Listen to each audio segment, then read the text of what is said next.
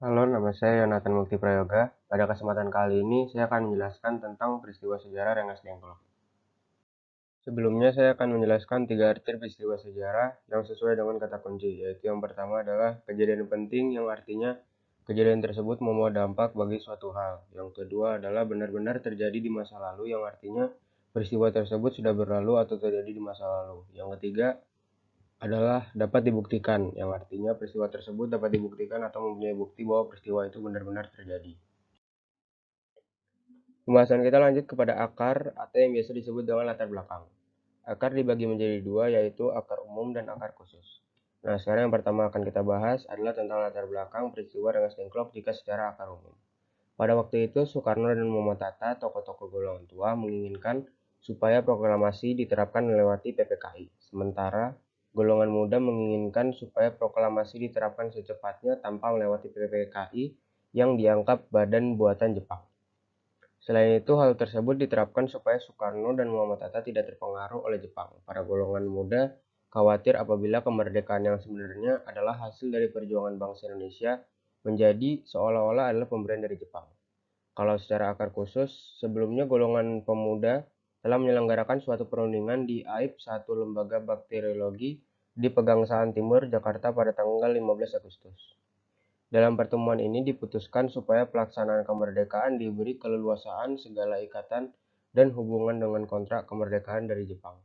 Hasil keputusan yang disampaikan bagi Ir Soekarno pada malam harinya, tetapi dihalau oleh Soekarno itu sendiri karena merasa bertanggung jawab sebagai ketua PPKI. Kita mendengar latar belakang dari peristiwa Rengas Dengklok, kita akan masuk lebih dalam lagi ke alur peristiwa sejarah Rengas Dengklok secara diakronik. Tapi pertama-tama saya akan memberitahu apa arti dari diakronik. Diakronik itu sendiri adalah mengkaji sebuah peristiwa sejarah secara kronologis. Nah, jadi waktu itu golongan muda berusaha untuk membawa Soekarno dan Muhammad Hatta yang sedang melakukan kunjungan ke negara di Dalat, Vietnam. Lalu Soekarno dan Muhammad Hatta diculik dan dibawa ke Rengas Dengklok pada tanggal 16 Agustus. Lalu ia dipaksa oleh golongan muda seperti Wikana, Yusuf Punto, Singgih, dan golongan tua seperti Muhammad Yamin untuk mengetik teks proklamasi di kediaman Tadashi Maeda dibantu oleh Sayuti Malik jam 10 malam.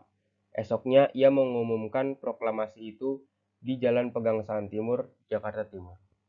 Nah, setelah kita mendengarkan latar belakang dan alur cerita dari Rengas Dengklok, sekarang saya akan menceritakan tentang dampak dari peristiwa tersebut. Ada 3 dampak atau yang biasa kita sebut dengan ranting berbuah dari peristiwa Rengas Dengklok. Ada secara sosial, politik, dan ekonomi. Yang pertama, saya akan menjelaskan dampak dari peristiwa Rengas Dengklok secara sosial.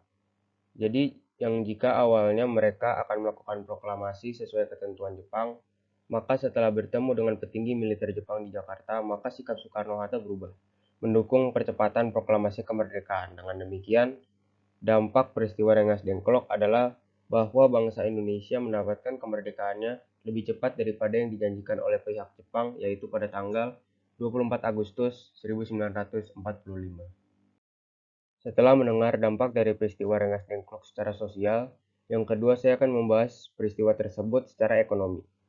Proklamasi kemerdekaan yang dilakukan secepatnya telah memungkinkan dampak peristiwa Rengas Dengklok berupa lahirnya negara Indonesia yang berdaulat dan lepas dari penjajahan pihak manapun. Rakyat Indonesia pun akhirnya bekerja untuk mereka sendiri dan bukan untuk para penjajah, dan keuangan Indonesia menjadi lebih stabil. Yang terakhir yang akan saya bahas pada dampak peristiwa Rengas Dengklok adalah secara politik.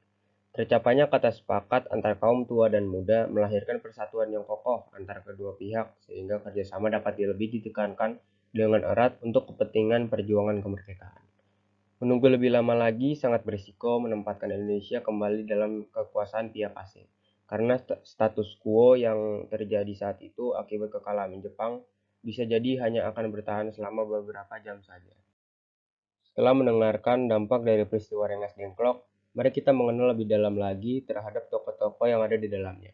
Sebelumnya, konsep manusia dibagi menjadi dua, yaitu tokoh utama dan tokoh pendukung. Tokoh utama dalam peristiwa Rengas Dengklok terbagi menjadi dua, yaitu golongan tua dan golongan muda.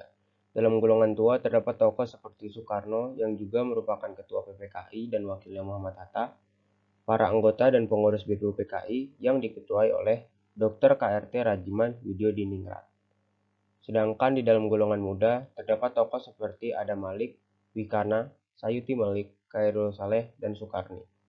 Mereka ini adalah para pemuda yang membantu mempercepat proklamasi kemerdekaan Indonesia.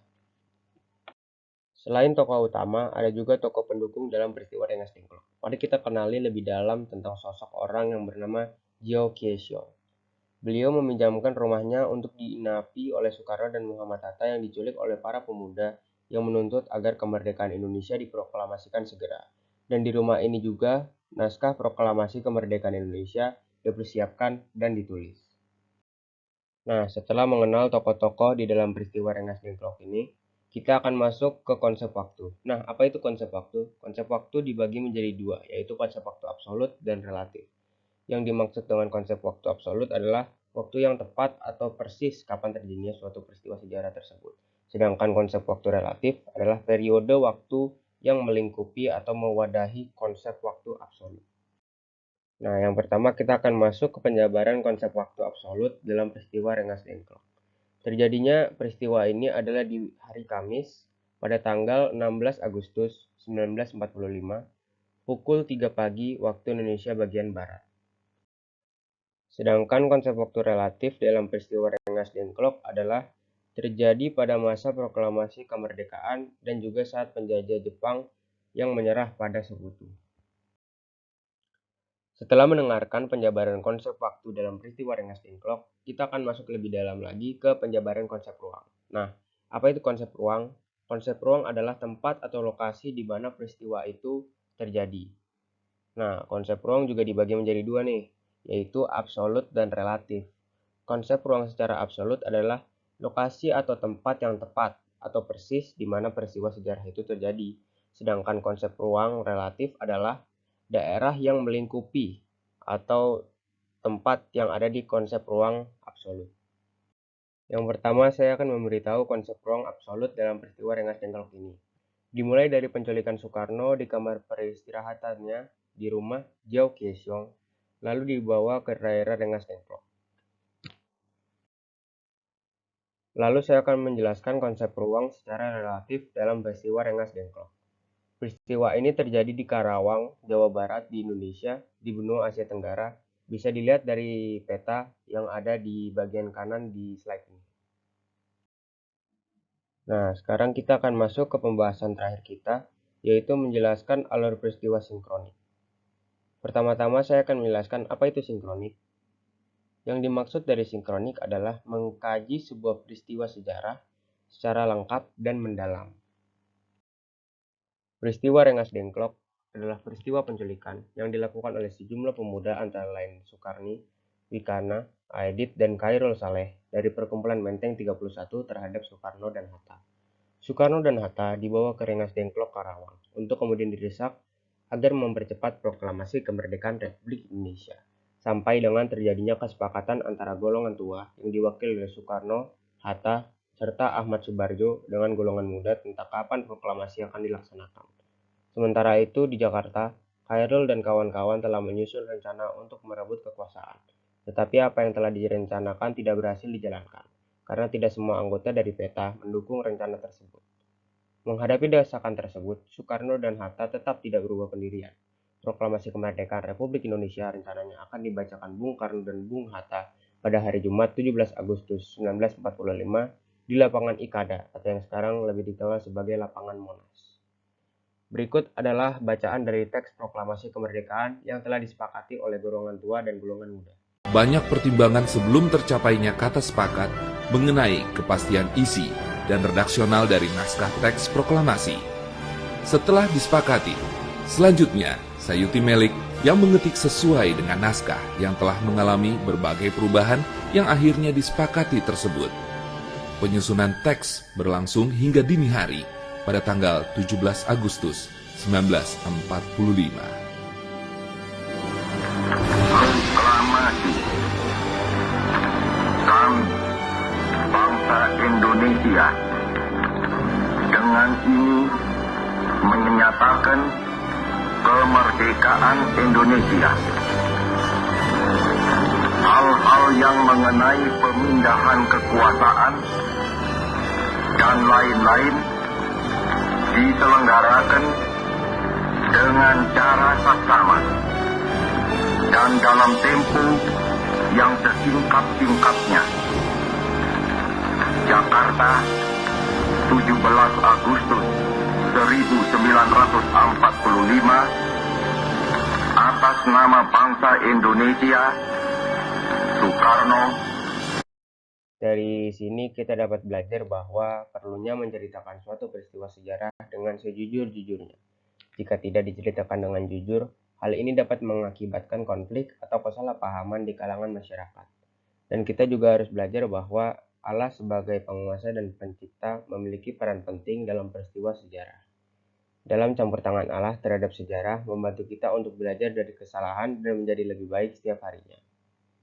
Karena kita sebagai manusia diciptakan segambar dan serupa dengan Allah, pandangan saya terhadap tokoh-tokoh yang ada di dalam peristiwa Rengas Dengklok ini adalah bahwa mereka adalah orang-orang atau tokoh yang penuh dengan semangat juang untuk mendapatkan kemerdekaan Indonesia.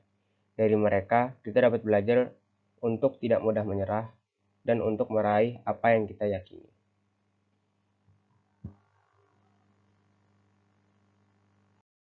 Mohon maaf jika ada salah kata, semoga video ini dapat bermanfaat bagi kita semua. Sekian dan terima kasih.